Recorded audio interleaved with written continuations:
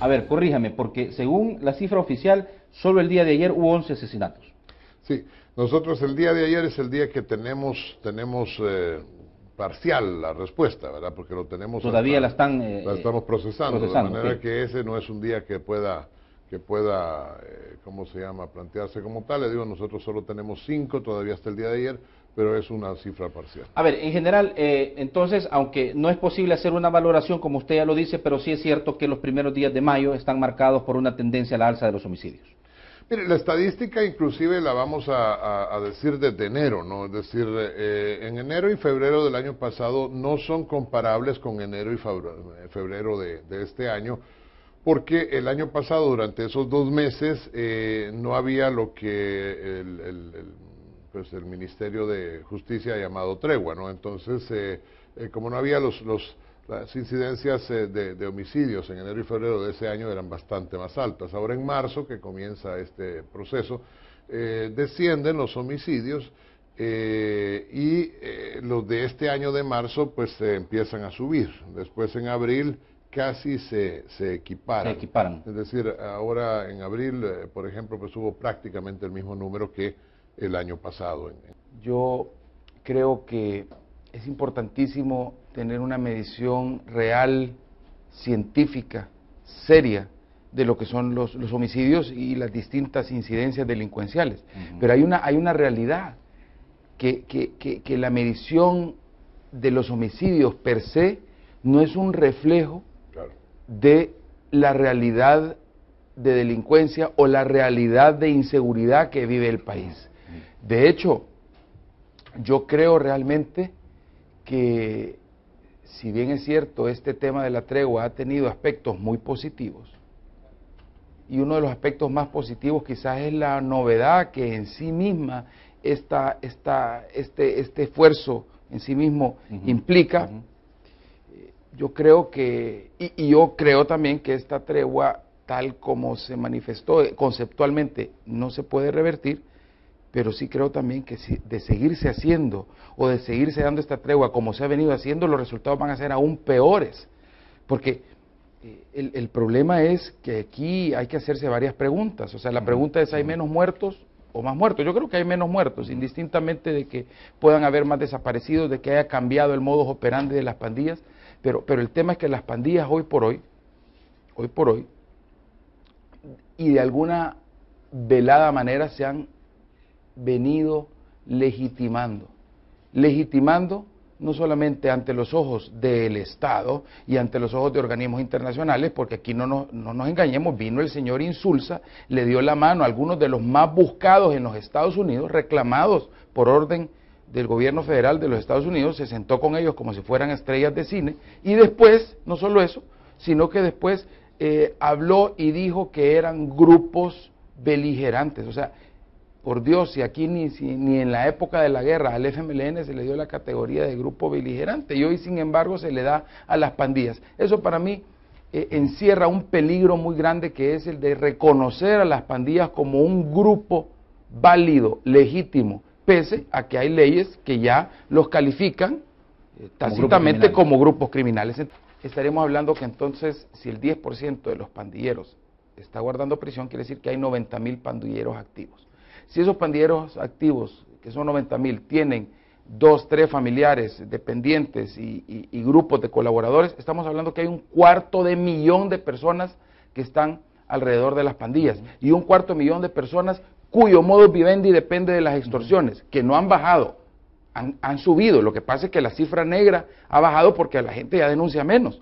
Entonces, el problema ahí es grave, el problema es gravísimo, y si estamos haciendo una tregua que mal que bien ha dado algunos resultados positivos, pero solamente en el tema de la violencia visible, que es la violencia de los homicidios, porque hay una violencia invisible, que es la violencia del miedo, del terror que se siente en las comunidades. Es una forma de violencia psicológica. Si esa violencia visible ha bajado, pero la violencia invisible realmente sigue subiendo, porque las pandillas hoy ocupan este tema de la tregua como una manera de tratar y de buscar de enquistarse en la sociedad y de quedarse por años. Perdónenme, ahí está el problema. Para mí, yo quisiera oír discursos diciendo, diseñemos una estrategia para erradicar a las pandillas de El Salvador. Yo quisiera que en 5, 6, 7 años aquí no hubiera un tan solo pandillero en el país. Y si se le da la oportunidad, si se le da la mano a aquellas personas que se quieran salir de este redil delictivo, ¡qué bien!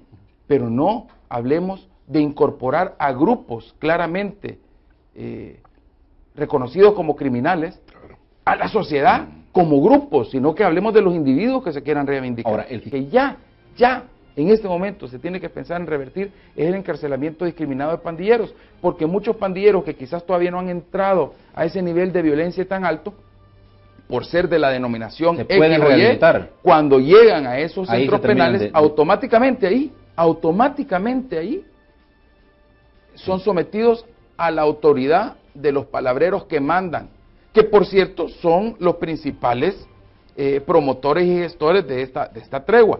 Entonces yo siento que ahí hay que hacer algo importante, pero hay que hacerlo ya.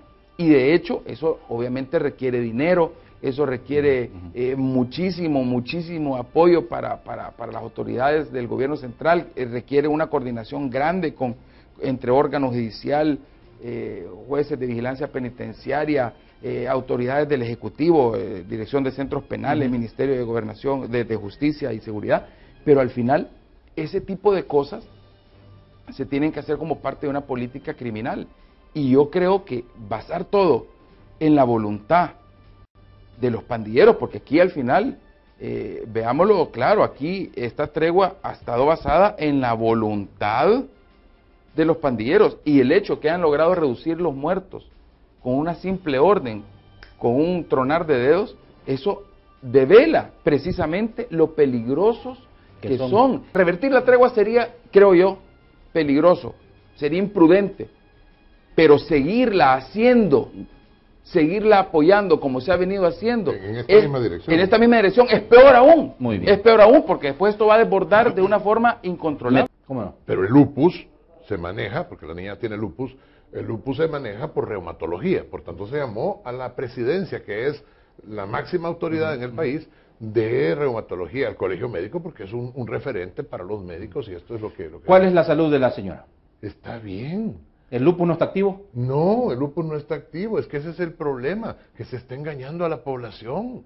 Se le está poniendo como que la señorita esta Está en peligro. está en un peligro de muerte y hoy por hoy no, se puede activar en cualquier momento. Y cuando se active habrá que actuar. Pero a mí no me han preguntado otra cosa más que cuál es la conducta médica a seguir. Y sin ánimos políticos, sino puramente científicos, y que me perdonen los que no estén de acuerdo, yo no sé en base a qué no están de acuerdo, la niña está compensada, no tiene, el lupus está en remisión. Y en puede este seguir momento. con su embarazo. ¿Y qué es la conducta médica que se hace siempre? Ok. O sea, Ahora, no es el primer caso. Ni Ahora, el el único. punto aquí es que el aborto está prohibido por constitución y el tema es que al continuar el embarazo lo que procede es un, digámoslo así, parto inducido, dada la circunstancia de su bebé. No, es que la cosa es todavía más chistoso si vale la términa de la tragicomedia que está viviendo esta pobre muchacha. O sea, la pura realidad es que ya pasó el periodo del aborto. O sea, la pura realidad es que ya tiene más de 23 semanas ahorita, ya no está en un periodo de aborto y se debe hacer lo mismo que se hace con todas las personas, con lupus y embarazo. Eso es todo, es decir, no es distinto. Ahora, si lo que uno tiene es una intención política, entonces la cosa ya se está saliendo y ya no es lo Muy que bien. uno quisiera oír.